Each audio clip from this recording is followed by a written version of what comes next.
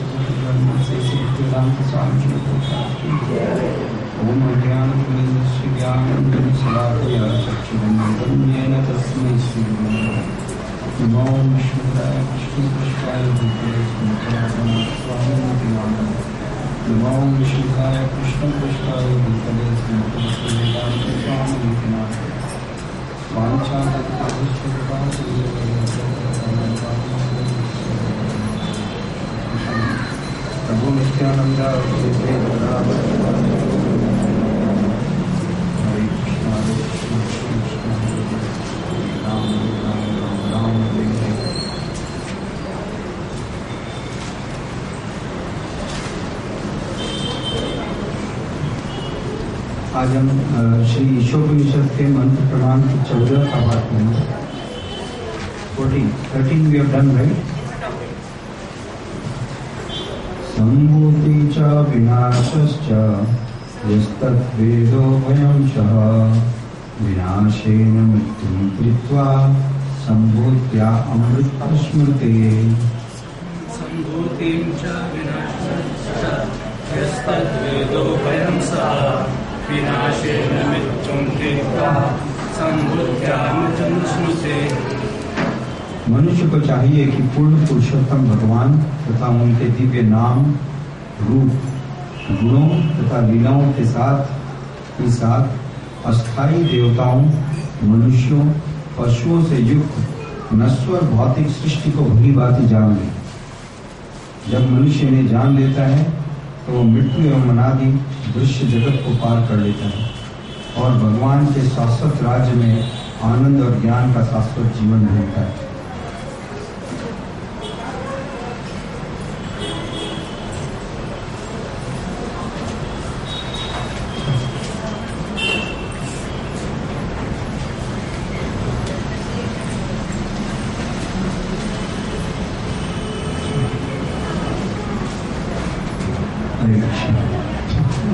Anami Sundari Mataji, can you please translate for some Telugu Matajis? They are on the back side. One more Mataji, Vijay Lakshmi, is there on the back side. Okay, fine. Sorry for I could not see her. My eyes are defective. I beg pardon.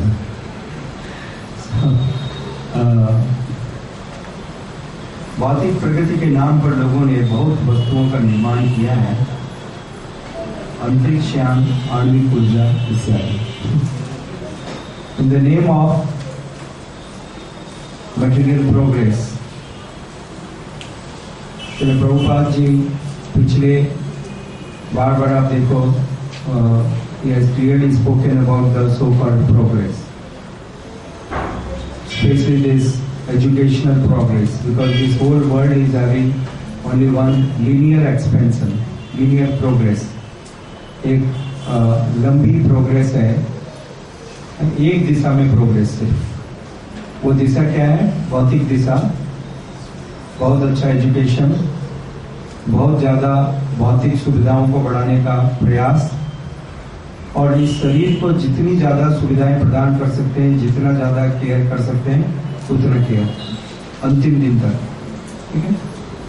और इस सभ्यता को आत्मा के बारे में कोई अनुभव या आत्मा के बारे में कोई ज्ञान, और यहाँ तक कि वो पूरी तरह से आत्मा के बारे में शून्य है, वो उसको स्वीकार भी करने के लिए तैयार नहीं है। तो ये इस सभ्यता का सबसे बड़ा एक कमी है, क्योंकि ये सभ्यता अधूरी है। इसलिए श्रील प्रभुपाद जी बार बार क्या कहते हैं? अधूरी, it is incomplete. All the knowledge is incomplete. Why it is incomplete? Because it does not contain the knowledge about the soul. जो आत्मा है, जो वास्तविक आत्मा है, उसके बारे में कोई बात करने के लिए भी तैयार नहीं है। तो ये जो ज्ञान है, ये अधूरा, ये अपूर्ण है। श्री प्रभुपाद जी यहाँ इस बात को और स्पष्ट करते हैं। भौतिक प्रकृति के नाम पर लोगों ने बहुत वस्तुओं का निर्माण किया है, अंतरिक्ष यान, आणविक ऊर्जा इत्यादि, परंतु आध्यात्मिक दृष्टि शून्य है। किंतु जन्म, मृत्यु और बुढ़ापे और बीमारी से मुक्ति नहीं हो पाई। वैज्ञानिक आश्वासन देते हैं कि एक दिन अमर या बीमारी रहित जीवन जरूर बना लेंगे। श्री प्रभुपाद जी चैलेंज करते थे वैज्ञानिकों को कि यदि आप वास्तविक रूप से आप इतने बुद्धिमान हैं, तो ऐसा कीजिए कि आदमी अब मरे ही नहीं, because death is biggest misery, why not you remove death. ये जो चार चीजें हैं, जन्म लेना, बुढ़ापा, बीमारियां और मृत्यु, ये चार वास्तविक दुख है। इनको बोलते हैं आत्यंतिक दुख, जो ऐसे दुख हैं जो कोई नहीं चाहता। इस संसार में कोई भी नहीं चाहता, परंतु कोई भी इनसे बाहर नहीं निकल सकता। कोई कितना भी बड़ा हो जाए, क्या वो इन चार चीजों को दूर कर सकता है? बीमारी की दवा ले सकता है, परंतु बीमारी नहीं आए ऐसा कर सकता है क्या? तो ये जो चार दुख हैं, इन चार दुखों से आप छुटकारा प्राप्त कीजिए, वो है प्रगति। और श्रील प्रभुपाद जी से चैलेंज करते थे कि मैं आपको वो जीवन दे सकता हूं जिसमें चार दुख नहीं है। So who is more progressed, you or me? Srila Prabhupada used to challenge that. आप इतना प्रगति करके ये चार दुखों के अंतर्गत रहोगे, इन भौतिक प्रकृति के नियमों के अंतर्गत रहोगे। इसलिए श्रील प्रभुपाद जी ने पूर्व में उदाहरण दिया हिरण्यकशिपु का। हिरण्यकशिपु ने इतना प्रोग्रेस किया था, he made such a wonderful progress, he was so powerful। वो एक एसी का, एयर कंडीशन का निर्माण नहीं किया उसने ऐसा कर दिया था कि वो सूर्य को आज्ञा देता कि तुम्हारा टेम्परेचर 3 डिग्री कर दो, और सूर्य पूरे प्लेनेट का टेम्परेचर 3 डिग्री कर देते। समझ गए? गर्मी की ऋतु में, हॉट समर, जून और जुलाई के महीने में यदि वो सूर्य को आज्ञा दे देवे, सूर्यदेव आप अपना तापमान 3 डिग्री सेंटीग्रेड से ज्यादा नहीं बढ़ाओगे, तो पूरा planet is at what degree? 3 degree. Winter के अंदर में यदि वो आम के पेड़ को आज्ञा देवे कि आप एकदम पका हुआ आम का फल दो, तो पूरे के पूरे पेड़ से पके हुए आम के फल तुरंत टपकने लगते। Is any of your scientists having that capacity to do that? Can they conceive even? No.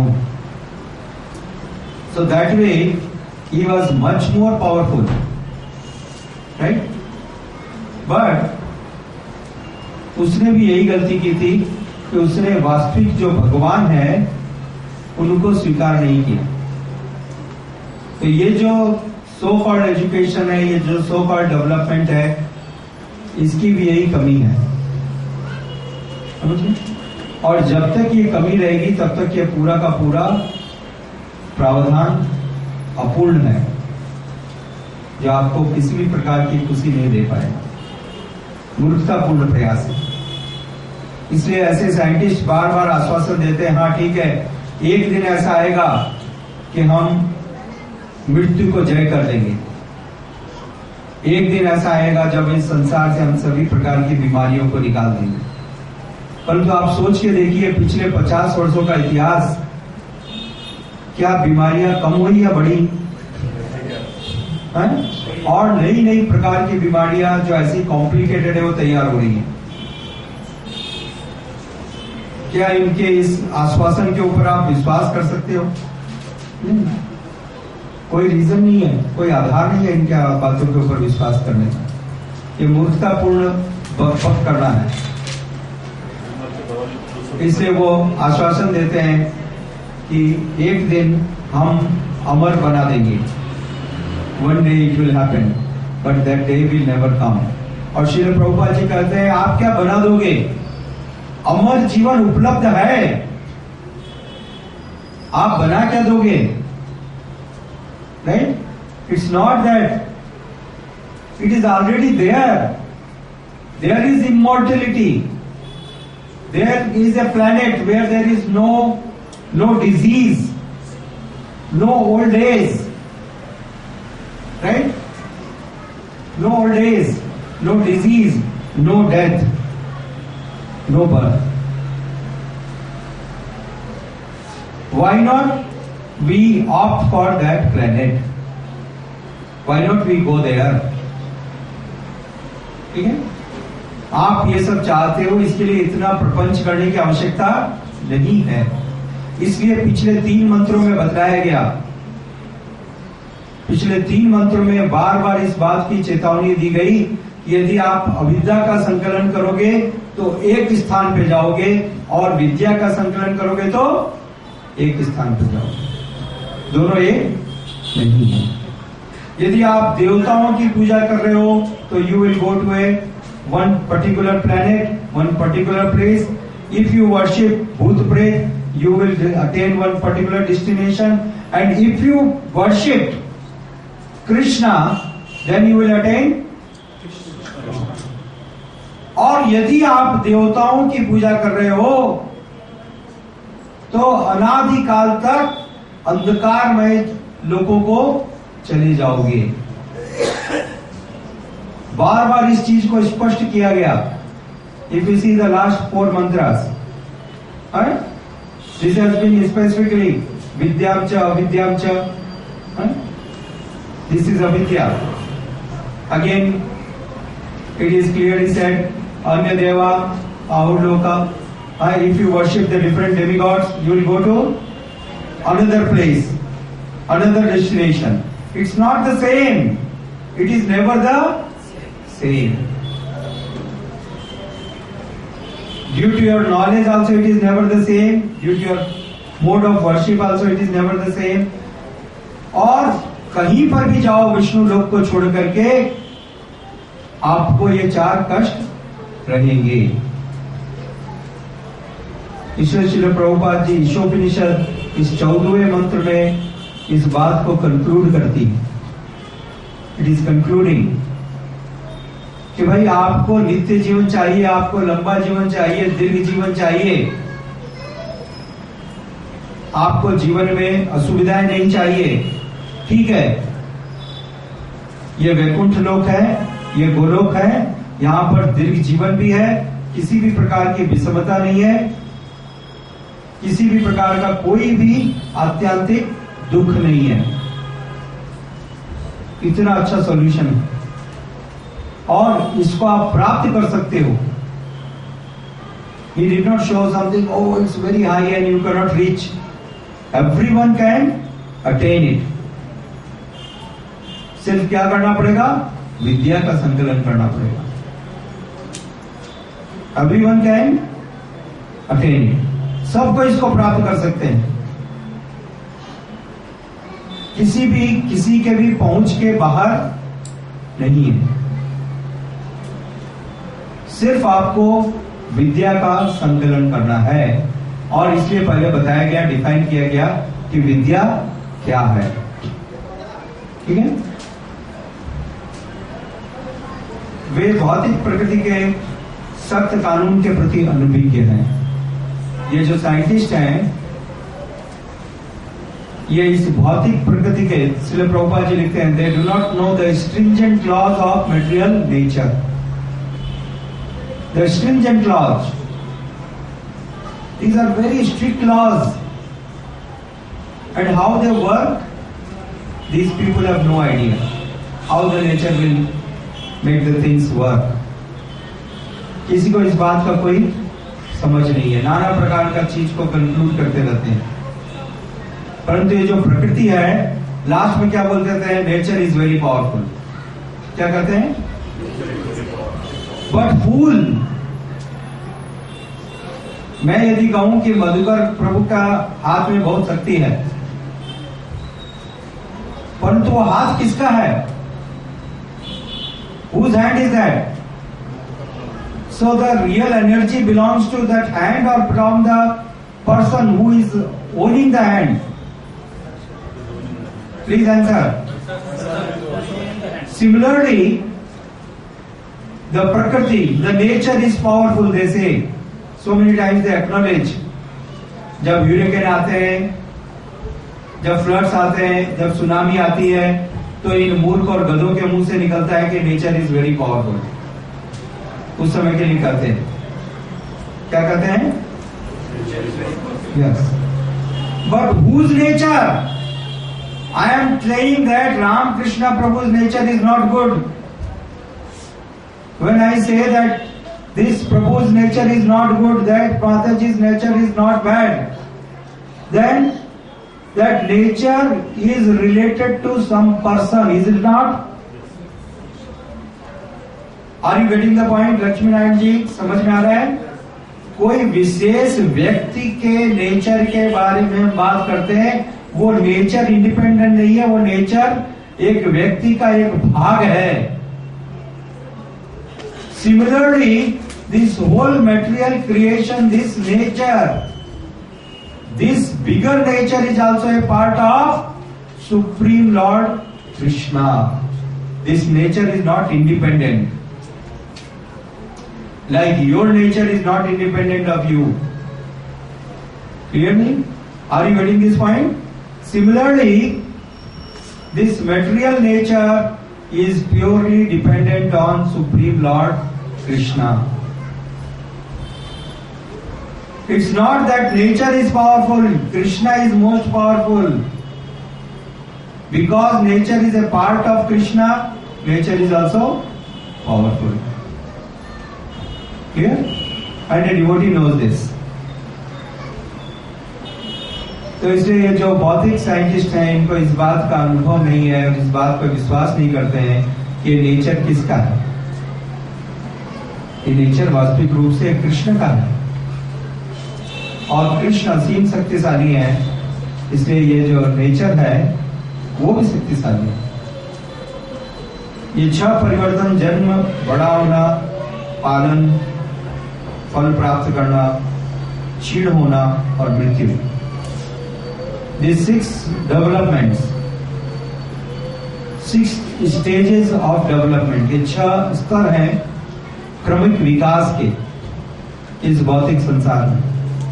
कोई भी वस्तु जन्म लेती है और बढ़ती है और फिर यथावत रहती है, और उसके बाद में नाना प्रकार के फल प्राप्त करती है, क्षीण होने लगती है, बीमार होती है, जर्जर होती है और फिर मृत्यु को प्राप्त करती है।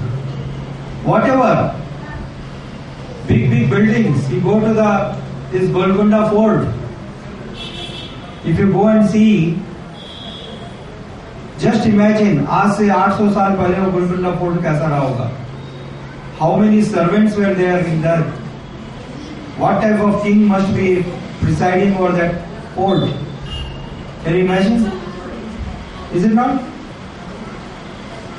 Just here, वहां पर आप सुनो कितने सारे हाथी रहते थे, कितने, such type of big arrangements are made. In fact, they were there. But even that is also becoming old, decaying. Government has to spend so much of money just to maintain it. right?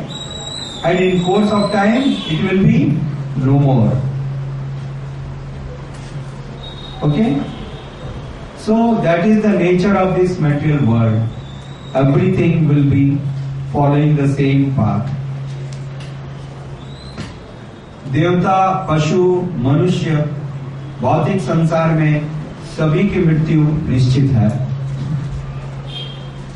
जातस्य ही ध्रुव मृत्यु जन्म ध्रुव मृत्युश्च च। इस संसार में जो कुछ भी आया है उसका अंत निश्चित है, इस फॉर श्योर।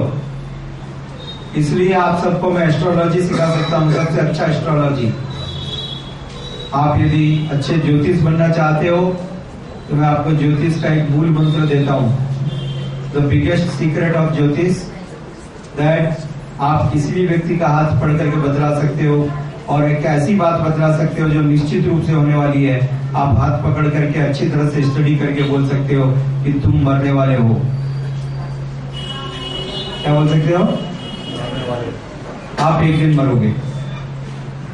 क्या ये गलत होगा? होगा क्या? इसका मतलब आप क्या बन गए हो? एस्ट्रोलॉजर। आप क्या बन गए? हाँ, वर्ल्ड क्लास एस्ट्रोलॉजर, जिनका बात कभी भी फेल नहीं होता, right? A class astrologer who is never predicting anything wrong. ठीक है? Everything what ever he predicts is right for every person. इसलिए सभी की मृत्यु निश्चित है। प्राणियों की जीवन अवधि भिन्न भिन्न है। श्रील प्रभुपाद जी उदाहरण देते हैं, रात के समय जब रोशनी होती है, जब दिया जलता है या फिर ये बड़ी लाइट्स जलती है, फ्लड लाइट्स जलती है, तो so many moths are born. बहुत सारे पतंगे उसमें पैदा होते हैं और वो बड़े भी होते हैं और उनका विवाह भी होता है, उनके बच्चे भी हो जाते हैं और फिर उसके बाद मर भी जाते हैं। So the whole life cycle is over in some couple of hours. Similarly, so many bacteria are there, so many other species of life are there. They complete their life cycle in some minutes. समझ रहे? तो अलग अलग जो जीवन की योनियां हैं उनका अलग अलग समय है और उनको वही समय बहुत बड़ा लगता है।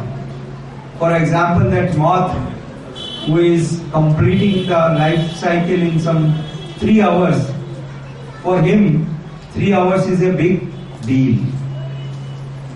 उसको ऐसा लगता है कि मैं फुल एक्सटेंट जिया हूं, पूरे के पूरे 3.5 घंटा जिया मैं, दादा बना, पिता बना और सब हो गया, मेरा बच्चे का एजुकेशन भी हो गया, शादी भी हो गई, पिल्ली गुड़ेंदी अन्नी।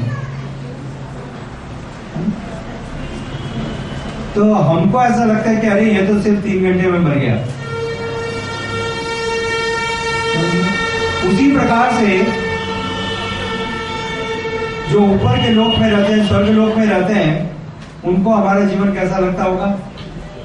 The one who is living for 10,000 years, what he will feel about some person like me who is going to live for 50 years? Huh?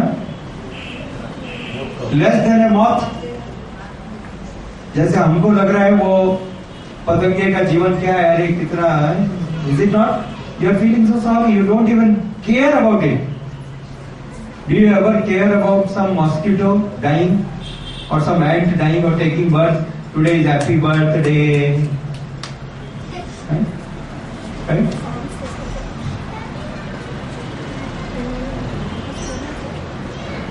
Forms must be there. Last year's forms are not there. किसने रखा है? The one who kept will know. Last year के Gita camp के forms कहाँ पर हैं? किसी के पास है? किसी ने रखे हैं? आनंद सुंदरी ये बोलना था। नम्रता माता जी पीछे है नहीं आपके पास? एक बार आप लिख के डिटेल लिख करके और पैसे ले लो। Write the detail and take the money.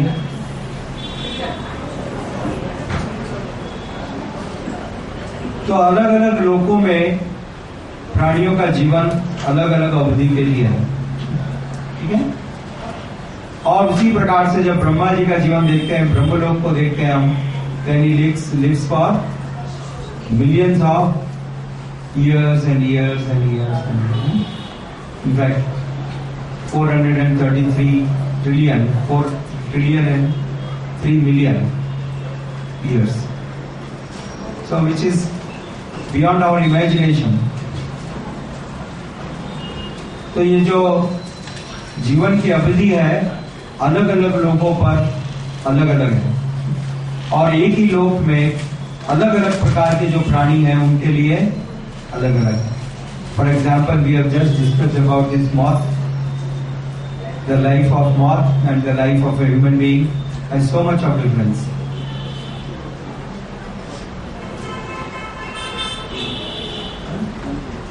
हरे कृष्णा। हाँ सुधीर छोटे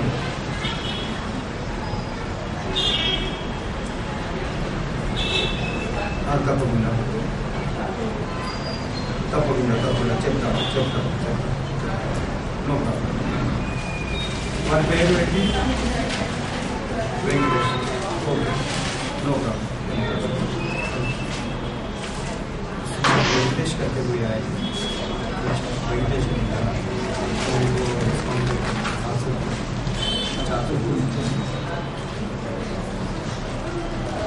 हरे Krishna. Putun colony is there, but we can cut it. Okay. Take 400, 700 from me, not 1,200. So these people.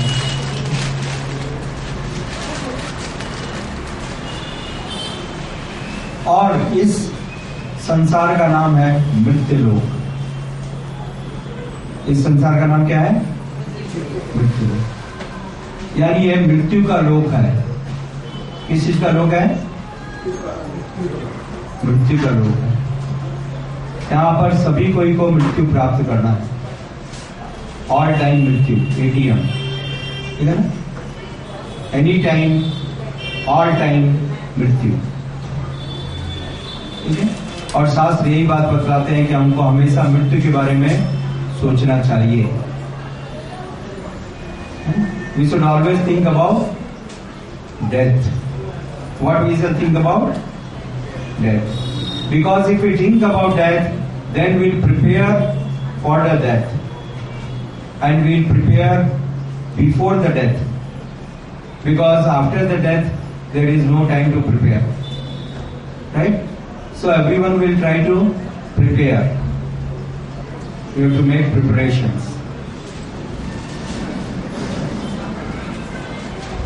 वो इसे मृत्यु रहित बनाना चाह रहे हैं, किंतु आध्यात्मिक लोग मृत्यु रहित हैं क्योंकि ये वैदिक ज्ञान से शून्य है. The scientists want to make this planet where there is no death. Right? They are struggling so hard.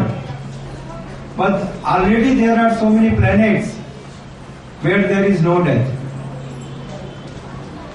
Okay? So why not we elevate ourselves to those planets? क्यों ना हम उन लोगों को शिफ्ट हो जाए जहां पर मृत्यु नाम की कोई चीज नहीं है. क्योंकि इस लोक में जब तक रहेंगे तब तक मृत्यु निश्चित है. तब तक मृत्यु निश्चित. इस लोक में है जब तक मृत्यु निश्चित है. तो क्यों ना ऐसे लोगों को शिफ्ट हो जाए जहां पर मृत्यु है ही नहीं. And that is possible. इसलिए श्री प्रभुपाद जी और ये ईशोपनिषद बार बार इसके लिए प्रेरणा दे रही है. Okay, it is again and again inspiring for everyone to shift ourselves to such planets. Shift करते हैं ना भाई, ये अपार्टमेंट में चले जाओ, यहाँ ज्यादा फैसिलिटी है, मोर वाटर, जनरेटर का बैकअप अच्छा है, कभी करंट नहीं जाएगा, सारी सुविधाएं रहेंगी, खाना आपको घर में मिल जाएगा, गैस का कनेक्शन है, आपको सिलेंडर के लिए पूछना नहीं पड़ेगा, सेल्फ सस्टेन्ड है, इसके ऊपर पूरा सोलर एनर्जी है, power will not go, right, club house है, सब कुछ है। तो आप तुरंत खुश होते हो कि हाँ, let me shift to such place, so many facilities. So now you are being requested to shift yourself to yes planet Goloka, where there is no power cut, where there is no old age, there is no disease, there is no death, and eternally you are youthful and you don't have the bother and anxiety. I have to attend to the office, watch is running, right? This and that, and now 30 तारीख आ गई, ये भरना है, वो करना है, ये करना है। परंतु मैंने इस बात के बारे में डिटेल में सोच रहा था। I was just meditating on this subject. So for 2 minutes I will elaborate. यदि मान लो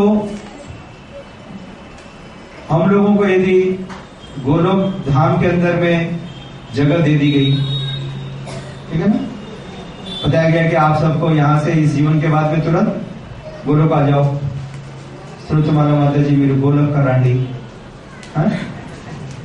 कच्चा माता जी मेरे गोलोक का उच्चू, सुमुखी माता जी गोलोक आ जाओ, लक्ष्मण देवी गोलोक आ जाओ। Just imagine what will happen after that. हम खुशी खुशी अंदर तो चले जाएंगे, और अंदर जाने के बाद में क्या होगा? 3 घंटा हो गया, मेरी माला भी पूरी हो गई, सेवा भी कर लिया, एक श्लोक भी पढ़ लिया, अब क्या करो?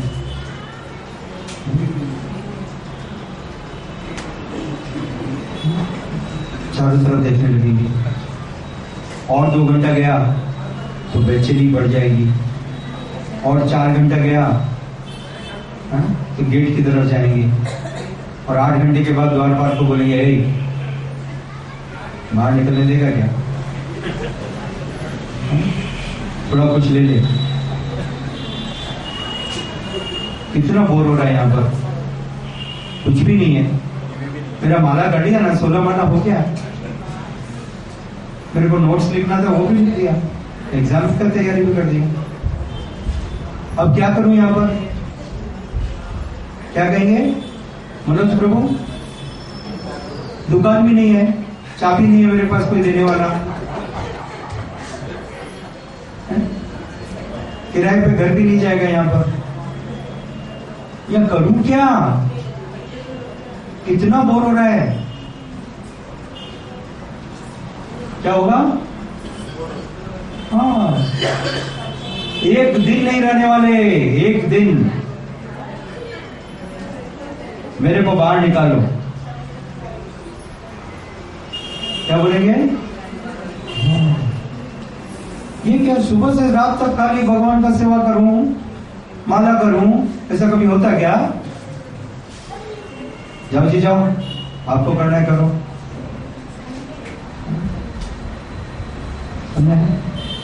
इसलिए श्रील प्रभुपाद जी ने आश्रम बनाए, इधर आकर के प्रैक्टिस करो।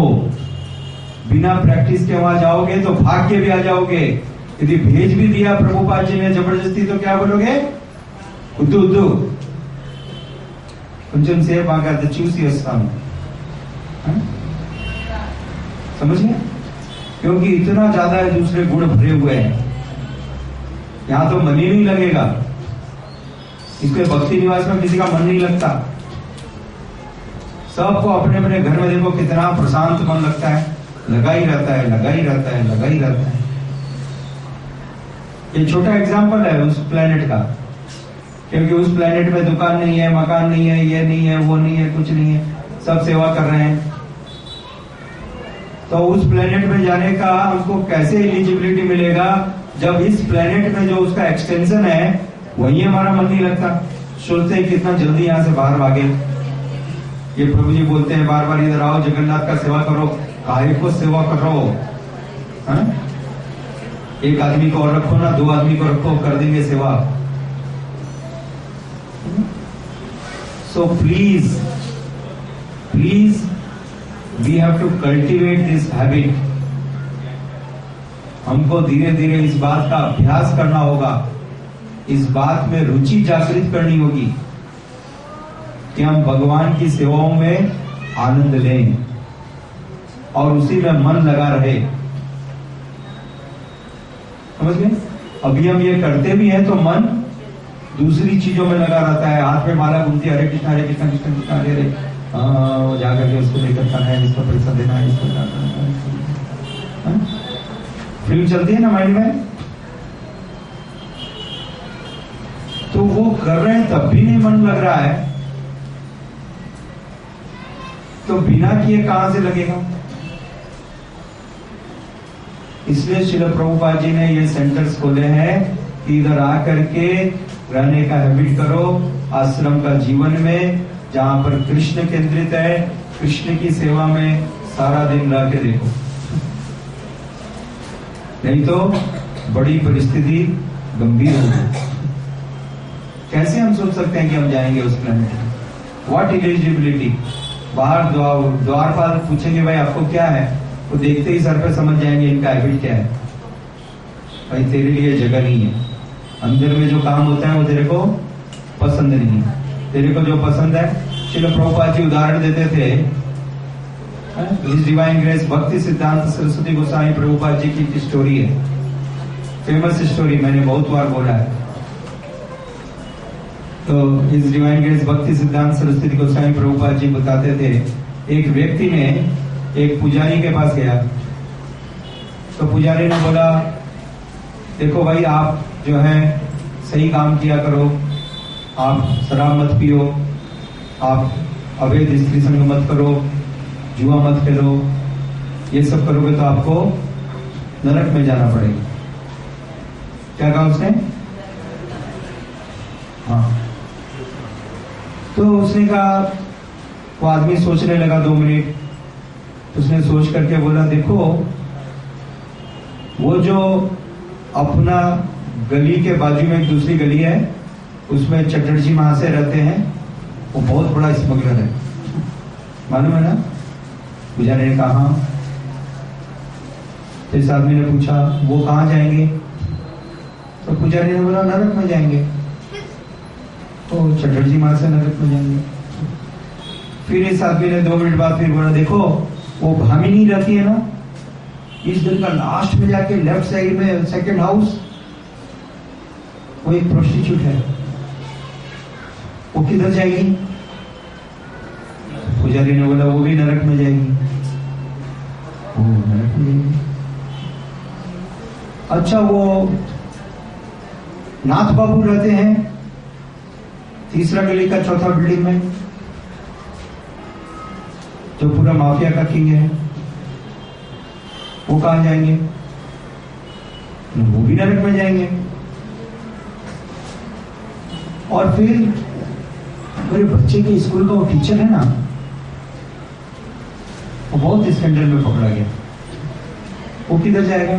वो भी नरक में जाएगा। तो इस व्यक्ति ने 8-10 लोगों के बारे में पूछा और पुजारी ने बताया सब नरक में जाएंगे। तो उसके बाद वो व्यक्ति कहता है जब सब नरक में जा रहे तो मेरे को क्या प्रॉब्लम है जी? It's a great place, I will also go. आपका डिफिनेशन के हिसाब से मेरी माँ नरक में गई, मेरा पिताजी नरक में गया, मेरा चाचा नरक में गया, मेरा भाई नरक में जाएगा, मेरी बीवी नरक में जाएगी, तो फिर मेरे को क्या प्रॉब्लम है?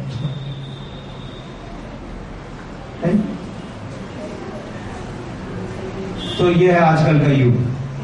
श्रील प्रभुपाद जी एक और उदाहरण देते थे। जब श्रील प्रभुपाद जी पहुंचे अमेरिका में एक विशेष राज्य में जहां पर बहुत सारी कोल माइंस थी। क्या था? Coal mines. श्रील प्रभुपाद जी प्रवचन कर रहे थे तो नरक की बात आई।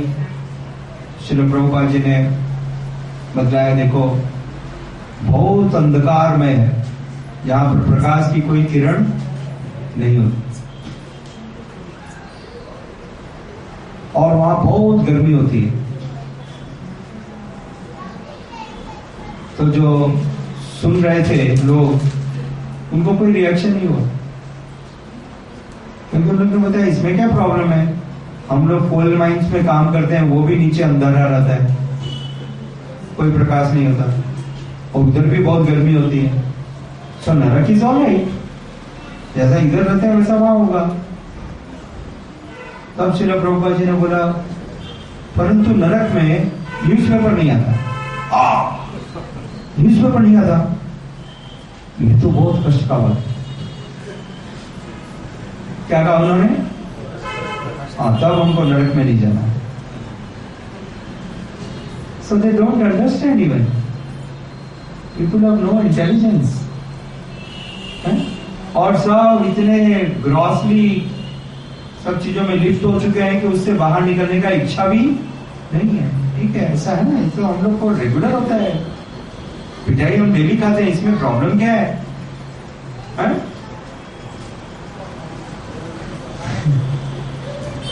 विष्णु पुराण का उदाहरण दिया गया। विष्णु शक्ति परा प्रोक्ता क्षेत्र जाना गया तथा परा अविद्या कर्म सामंजया तृतीया शक्ति इष्यते।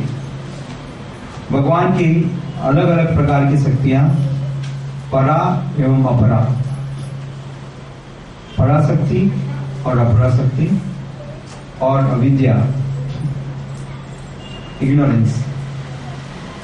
परस्तस्मात् तद्भावन्यो युक्ता अयुक्ता समात्मना सया सर्वेषु भूतेषु नाशा युक्त च न विनश्यति। तो ये जो टेम्पररी मैनिफेस्टेशन, ये जो तात्कालिक प्राकट्य चीजों का, in this material world everything is manifested for some time. व्यक्त होती है और अव्यक्त है। अव्यक्तादि भूतानि व्यक्त मध्यानि भारत। ठीक है, सारी चीजें अनमैनिफेस्टेड स्टेट में रहती हैं और फिर मैनिफेस्ट होती हैं। ठीक है ना, अपने तत्वों के रूप में रहती है और फिर वापस उससे प्रकट होती है और फिर अप्रकट हो जाती है। जिस प्रकार से ये बिल्डिंग है, आज ये बिल्डिंग है और फिर यह बिल्डिंग वापस मिट्टी में मिल जाएगी और उसी मिट्टी से वापस ये बिल्डिंग आई है। ठीक है ना, उसी प्रकार से हमारा शरीर भी क्या होगा, जलने के बाद में फिर मिट्टी में मिल जाता है और इस मिट्टी से ही बड़ा हुआ है, इसी से ही बड़ा हुआ है। इसी के द्वारा दी गए जो खाद्य सामग्री है, जो भोजन है, जो पानी है, सबको लेकर के बड़ा हो रहा है। उन्हीं तत्वों का एक दूसरा रूपांतरण, डिफरेंट फॉर्म।